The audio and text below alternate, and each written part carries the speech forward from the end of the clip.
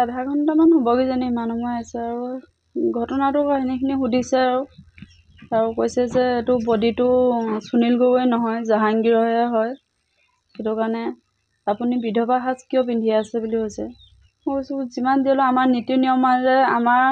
body বুলি আমাক সঞ্জাই দিলে আমি সেইমতে সকলো সমাজৰ কামখিনি কৰি আমি এই ড্ৰেছ পিন্ধি আছোঁ এতিয়া তেনেকৈ কৈছোঁ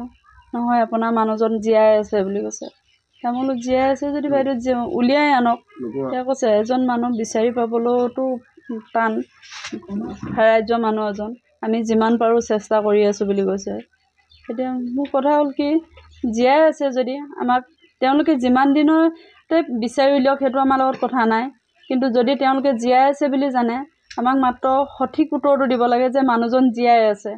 আমি তেতিয়াই সুখী হ'ম মানে কিবা এটা উত্তৰ পাব লাগে তেওঁলোকে মানুহজন যেতিয়াই উলিয়াওক আমাৰ তাত ক'বলগীয়া নাই কিন্তু আমাক সঠিকভাৱে আমাৰ দৃঢ় বিশ্বাসে আমাক ক'ব লাগে যে মানুহজন জীয়াই আছে সেইটো কথা আমাক সেইটো এতিয়া সেইকাৰণে মই কওঁ মানে মই সেইটো কাৰণে কৈছোঁ মানে আমাক কিবা এটা প্ৰমাণ দিয়ক মানে যাতে জীয়াই আছে মানুহজন সেই প্ৰমাণটোৱে আমাক লাগে সেইটো কাৰণে আজি আমি ইমান দিনে আছোঁ তেওঁলোকে যদি জীয়াই আছে বুলি জানে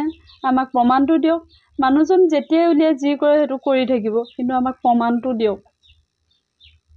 মৰা মানুহ এজনৰ ডেড বডি আপোনালোকক কিয় দিলে সেইটোৱে কৈছোঁ মই আমাকতো ডেড বডিটো আমাক সঞ্জাই দিয়াৰ কাৰণে আমি সৎকাৰ কৰি সকাম কৰিলোঁ তেওঁ তেতিয়ালৈকে DNA ৰিপৰ্টটো অহা নাছিলে সেইটো কাৰণে আমিও গম পোৱা নাছিলোঁ বুলি কৈছে সেইটোৱে এতিয়া সেইবোৰে এতিয়া একো বুজি নাপাওঁ মানে কি কৰিছে আমাক কি কৰিবলৈ ক'লৈ নিবলৈ বিচাৰি আছে একো বুজি নাপাওঁ আপুনি কিবা সন্দেহ প্ৰকাশ কৰে নেকি এনিভাৰত 24ৰ প্ৰথম প্ৰয়াস জুবিন গাৰ্গৰ গীতৰ প্ৰতিযোগিতা জুবিনৰ গানে কি আনে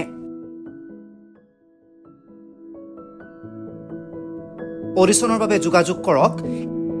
8638661821 আৰু 8812831556 নম্বৰত এনিভাৰত 24 উদ্যোগত এটা নতুন সংগীতৰ প্ৰতিযোগিতা আয়োজন কৰা হৈছে য'ত মোৰ গানৰ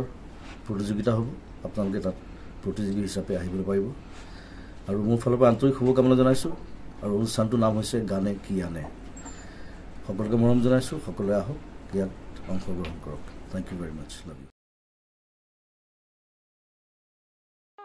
ৰব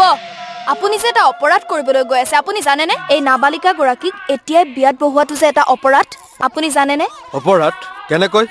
মোৰ ছোৱালী মোৰ কথা তুমি যিয়েই নোকোৱা ভূঞা 18 বছৰৰ তলৰ যিকোনো কন্যা সন্তানৰ বিয়া দিলেই আইনগতভাৱে এক দণ্ডনীয় অপৰাধ বিয়া দিয়াজন যিমান দায়ী বিয়া পতাজনো সমানে দায়ী এতিয়া তাই পঢ়া শুনা কৰাৰ বয়স খেলা ধূলা কৰাৰ বয়স তাই খেলিবলৈ দিয়ক পঢ়িবলৈ দিয়ক আৰু চাব এদিন আপুনি তাইক লৈ গৌৰৱ অনুভৱ কৰিব পাৰিব এতিয়াই তাইক সংসাৰৰ বোজা দি তাইৰ ভৱিষ্যত জীৱনটো অন্ধকাৰ কৰাৰ অধিকাৰ তোমাৰ জানো আছে মোৰ ভুল হৈ গ'ল মাজনী মোক ক্ষমা কৰিবা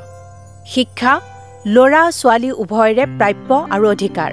আপোনাৰ কন্যা সন্তানক তাইৰ এই প্ৰাপ্যৰ পৰা বঞ্চিত নকৰাব বাল্য বিবাহ ভাৰতীয় আইনৰ দ্বাৰা বিহিত এক দণ্ডনীয় অপৰাধ এনে অপৰাধ কৰি আপোনাৰ কন্যা সন্তানৰ ভৱিষ্যত অন্ধকাৰৰ মাজলৈ ঠেলি নিদিব